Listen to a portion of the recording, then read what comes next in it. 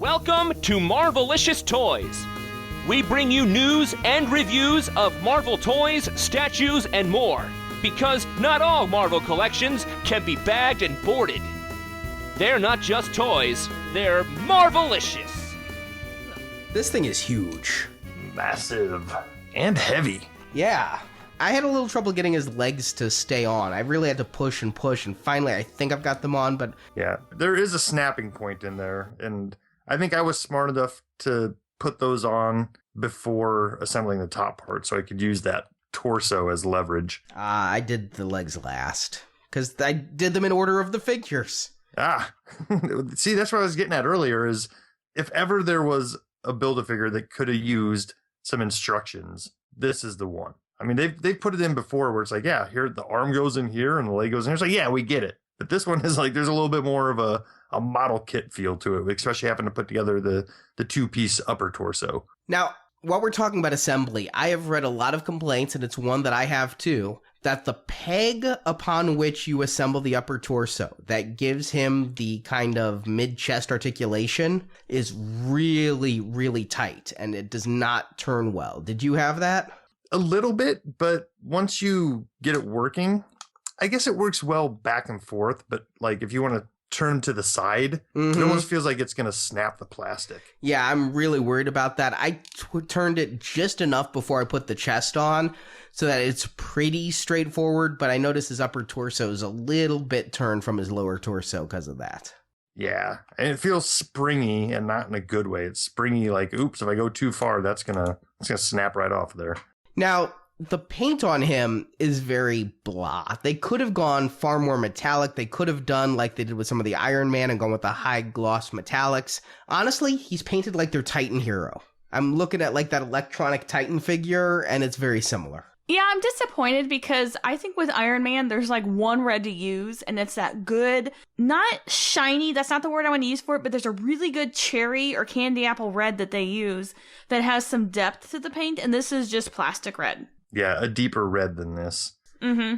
And it's a good red. It's a fabulous red. And the gold they kind of cheaped out on too. It's a blasé gold. Compared to the gold on the Marvel Now, it's very lackluster and very kiddie toy. Yeah, that was my first impression once I had this thing put together, was like, ooh, wow, this is heavy and it's detailed. But as soon as all that wore off, my first thought was, eventually I'm going to repaint this thing. Yeah. Because it's an awesome figure, just really poor in the paint and detail department. Yeah, if you got some nice metallic colors in there, the sculpting here is great. The size is good. I love the heft. But, man, it's just, yeah, it looks so plastic. Which is kind of a bummer for such a great figure. But as far as articulation goes, it's pretty impressive. You get some good motion out of his arms. The elbows are somewhat limited. You can't even get, I don't even think, like a 60 degree. Definitely limited to how far he can bend his elbows. But the shoulders give you quite a bit of motion there. And the knees, too. I like that there's the ankle articulation that kind of keeps with the armor. And when you bend the knees, it looks, like joints and things like Iron Man would have. And I like how it's got like the gears in the back, or what look like hydraulics that bend with the knee. Oh, yeah. And these knees are double hinged. And you also get some pretty decent articulation on the head. I like that it kind of juts out a little bit to make it look less turtle-ish. Turtle's a good word. I'm just going to go with that instead of saying something else.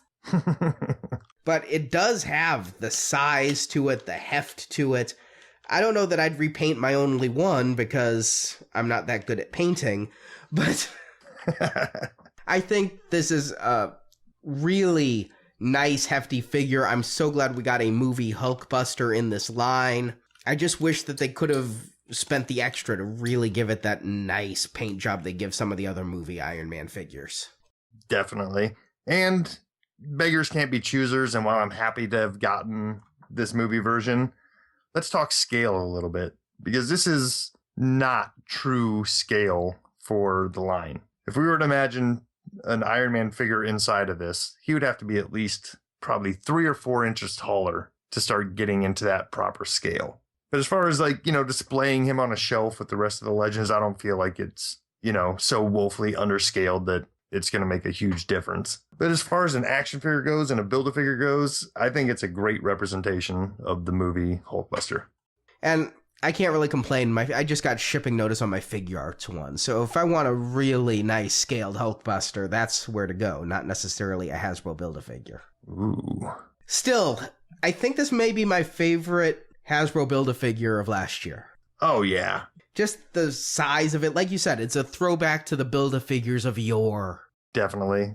I think that's a pretty easy bar to clear. Not saying that the other Build-A-Figures were bad, but this one gets into that heft and size of what a Build-A-Figure should be. Well, you really feel like you get your money's worth for it.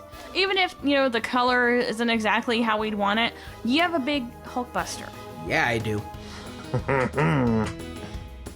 Thanks for watching this video.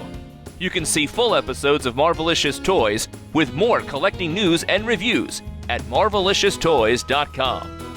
We also have thousands of toy and collectible photos in our photo gallery. If you enjoyed this video, please subscribe to our YouTube channel. Until next time, make mine Marvelicious.